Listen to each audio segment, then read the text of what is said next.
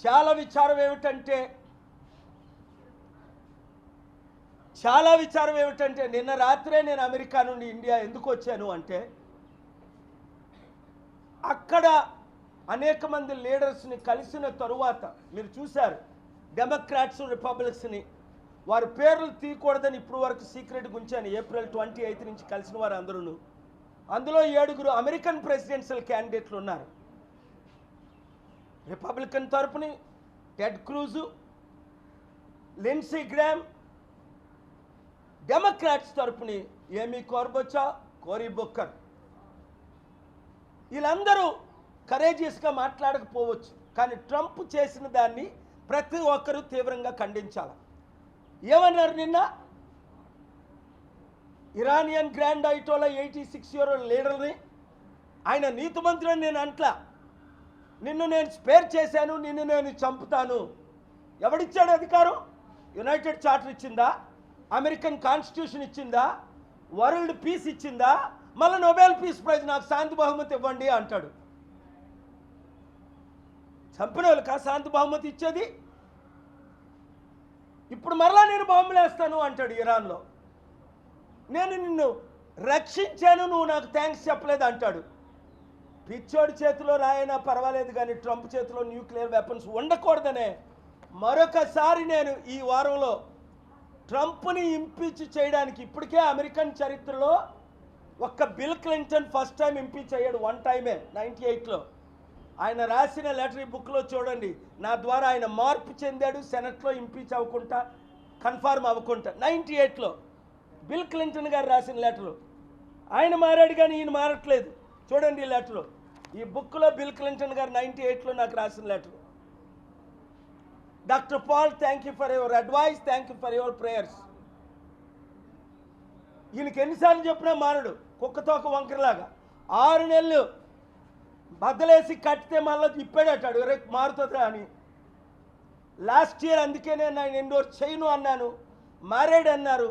అందరూ చెప్పిన దాన్ని బట్టి మరలా అక్టోబర్లో ఎండోర్స్ చేసి అదే 3 స్వింగ్ స్టేట్, పెన్సిల్వేనియా, విస్కాన్సన్, మిషిగన్లో మరలా అదే 15-20 వేల ఓట్లతో ఆ 3 రాష్ట్రాల్లో గెలిపించాం. ఇప్పుడు ఏమైంది? ఇరాన్ మీద బాంబులు మరలా వేస్తాను, ఇండియా నా ఫ్రెండ్ అంటాడు, పాకిస్తాన్ ఆర్మీ చీఫ్ని పిలిచాడు. మరి నువ్వు పాకిస్తాన్ ఆర్మీ చీఫ్ని పిలిచినప్పుడు మా ఇండియన్ ఆర్మీ చీఫ్ని కూడా పిలాలి కదా, ఇద్దరితో కూర్చోబెట్టి చర్చలు జరపాలి కదా. ఒక పీస్ మేకర్ అంటే ఇద్దరిని పిలుస్తాడు. పాకిస్తాన్ ప్రెసిడెంట్ పిలిచినప్పుడు ఇండియన్ ప్రెసిడెంట్ పిలు, ఇద్దరిని కలుపు. నేను ఎలా కలిపాను? 155 దేశాల్లో 2 సైడ్లని, యుగాండాలో 6 గ్రూపుల్ని, కెన్యాలో 16 పార్టీల్ని, బురుండిలో 8 పార్టీల్ని, ఇండియాలో 18 పార్టీల్ని.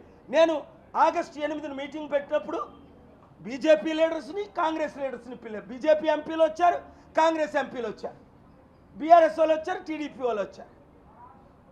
అందరినీ కలిపి ఎవరైనా చర్చలు చేస్తారు, కానీ ఒకవైపు బాంబులేడు, మళ్ళా నువ్వు లొంగపోతే నిన్ను నేను చంపేస్తానండు.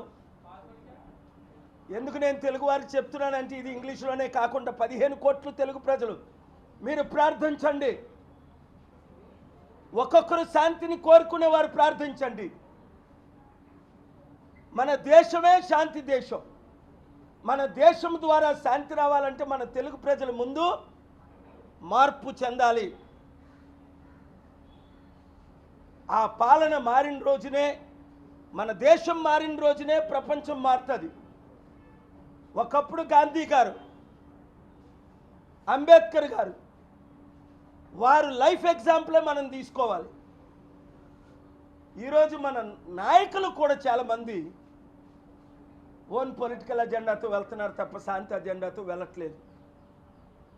గట్టిగా మాట్లాడిన వాళ్ళ మీద దాడులు, కేసులు, సిబిఐలు, ఐటీ రైడ్లు,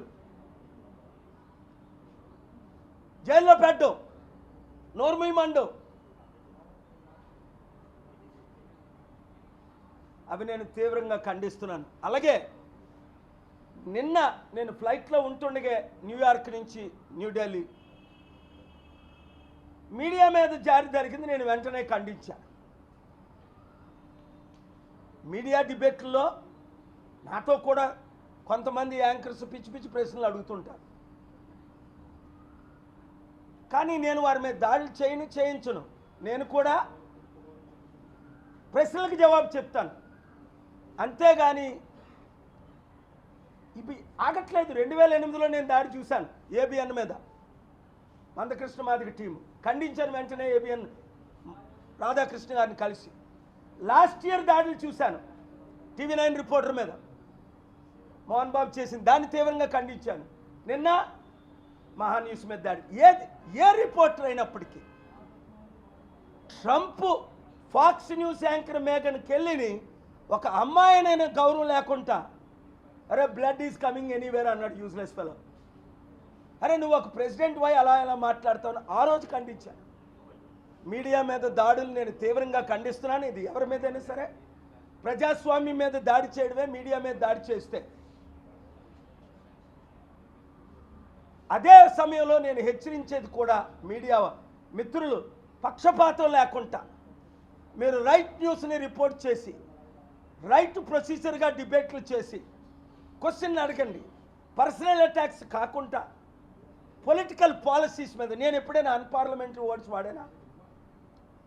నేను ఎప్పుడైనా ఎవరి మీద అటాక్ చేశానా, చేయించానా? నా మీద అటాక్ చేసిన వాళ్ళు కూడా నేను క్షమించాను. ఇంకా రెచ్చిపోతే కోర్టు కేసులు వేస్తున్నాను, తగిన ఇది చర్యలు తీసుకుంటున్నాం.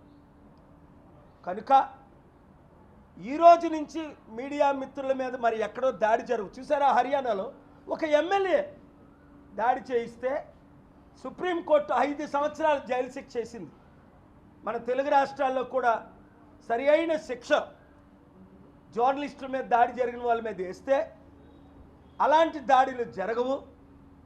సరైన స్ట్రిక్టర్ కేసులు పెట్టి పనిష్మెంట్ ఇవ్వండి. Thank you very much. God bless you.